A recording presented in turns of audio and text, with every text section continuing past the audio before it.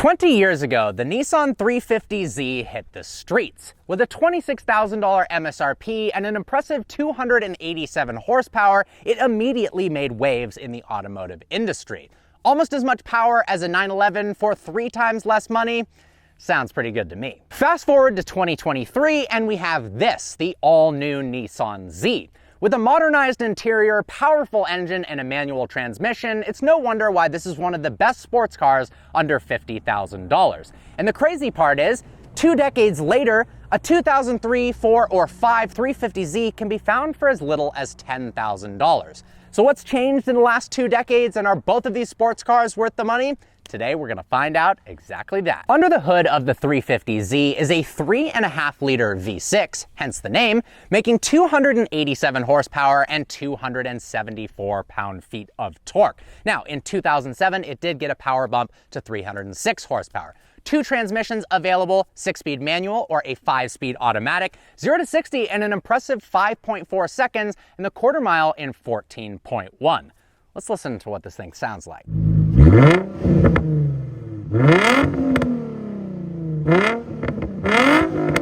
Under the hood of the new Nissan Z is a twin-turbocharged 3-liter V6, making 400 horsepower and 350 pound-feet of torque.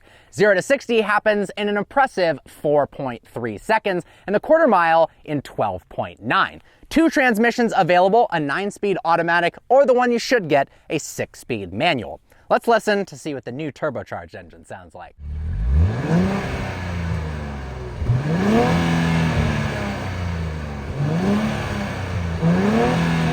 The new Nissan Z takes styling cues from Zs of the past, but with a modern twist. Now, I'll be honest, the front grille did take a little bit getting used to, but in person, it is so much better than in pictures, it's not even comparable. And the more time I spend with this car, the more I genuinely really like the way it looks. It's sharp, and I particularly love how angular that hood is.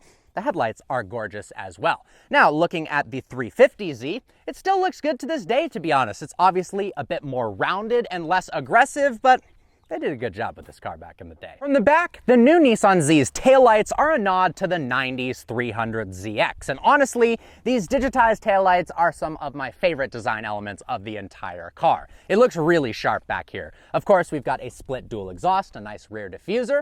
Then coming over to the 350Z, honestly, the taillights remind me a bit of like an angry Pokemon's eyes. They're aggressive, don't love the way they look, but we've got a split dual exhaust here as well.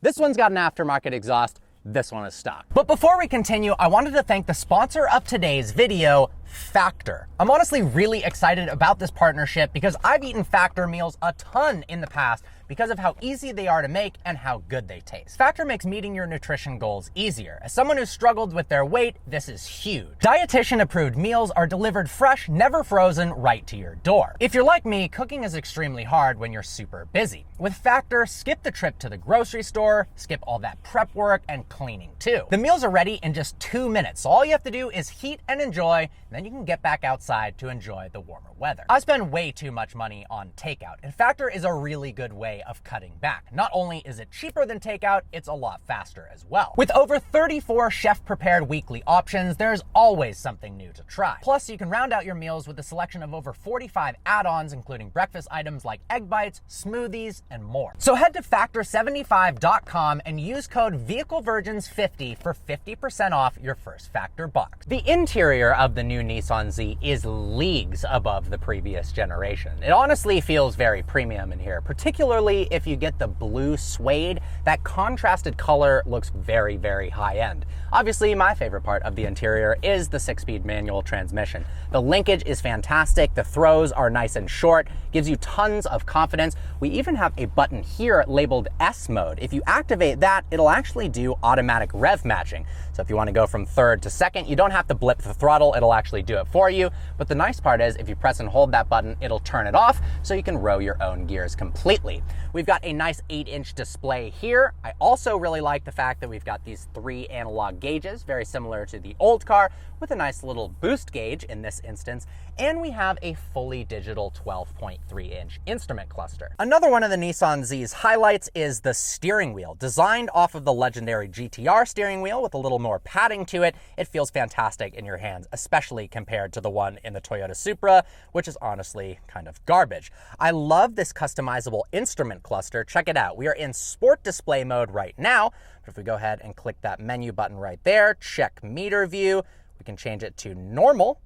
Then we've got a more normal instrument cluster with a different tachometer and speedometer.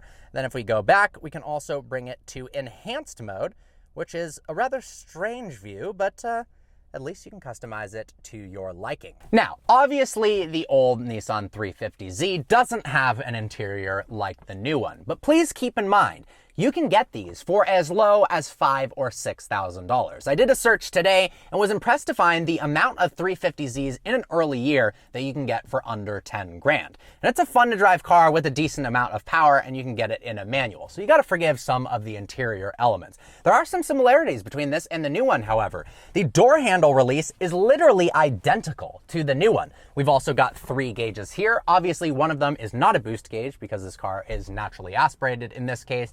The seats are comfortable, but definitely not as supportive as the new one. The steering wheel does feel pretty nice, although this design is definitely not my favorite. Now, we do have a multimedia system here from the factory, navigation, but the owner of this car has updated it so you can use Bluetooth. All right, let's take these for a drive.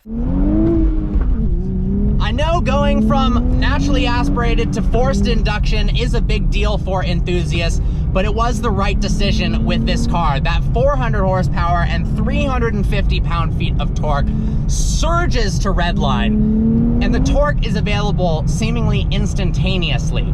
It has the tiniest bit of lag, but almost in a good way. It's got this peaky acceleration feeling where the acceleration and G-force climbs with the revs in such a fun manner. This thing is actually truly quick and gives you a surprising amount of confidence.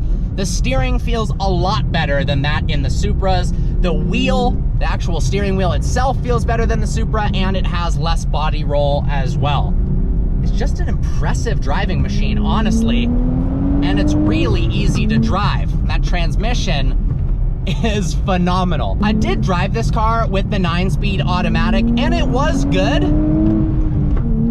but it's just not as much fun. You know, cars in the 400 horsepower power level, if this was a 1,000 horsepower car, sure, let's have it with a 9-speed automatic. But at this power level, it begs for a manual transmission, and as it becomes more and more rare in today's day and age to be able to buy a car with a manual transmission, you might as well take advantage of it while you still can.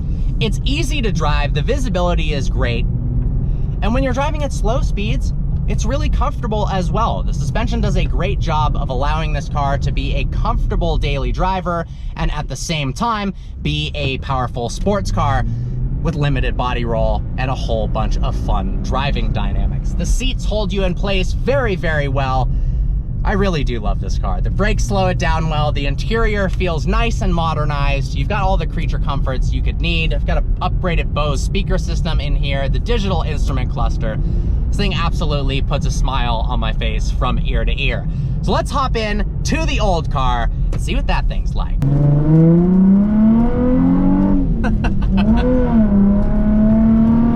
Behind the wheel of the 350Z, and I'm honestly impressed. This is not quite how I was expecting this to go. It sounds absolutely ridiculous. Obviously, you got an aftermarket exhaust, and it is borderline Nissan GTR-esque in its tone. I know GTR owners are cringing hearing me say that, but come on, there is a similarity there. Now, power is very linear, given the fact that it's naturally aspirated and not forced induction. It definitely reiterates that going forced induction was the right move. 287 horsepower back in 2003 was pretty good, but by today's standards, it doesn't accelerate all that fast. Having that extra torque and having those twin turbos definitely was the right move by Nissan. Now, at low speeds, the steering in the 350Z is a lot heavier than the new car. But interestingly, at speed, it obviously doesn't have electronically assisted steering. It feels lighter at high speed than the new Nissan Z does. So definitely a difference there. The seats are absolutely not as supportive. They are very, very comfortable, however. Visibility is great. Super easy to see out of the front of the car, over the sides. If you look over your left shoulder, visibility isn't fantastic, but you do have good visibility over your right shoulder and in the rear. Now, if you opt for the track level trim, you get upgraded Brembo brakes, 18-inch wheels, limited slip rear differential, and a host of other goodies to improve performance. Obviously, the manual is my preferred transmission choice. But you know what? The 5-speed auto is not bad. You can also shift it yourself if you want. Obviously, that does not react as fast as you would like, but it's actually not as slow as I was anticipating either. But to make your life easy and more fun, I suggest getting the manual. So, are these cars worth it? Honestly, yes, both of them. The new Z at $50,000, or it honestly starts at just under $40,000, is one of the best performance bargains right now on the market. And if you're looking for something in the $6,000 to $12,000 range, the 350Z is a heck of a lot of fun. Obviously, there are tons of aftermarket parts and mods you can do. But honestly, as I always say, the most important part of a sports car is, does it put a smile on your face? And that ridiculous exhaust and those classic looks, it's hard for this thing not to make you smile. Well guys, I hope you enjoyed today's video. Like always, please browse the channel and subscribe. I look forward to seeing you next video.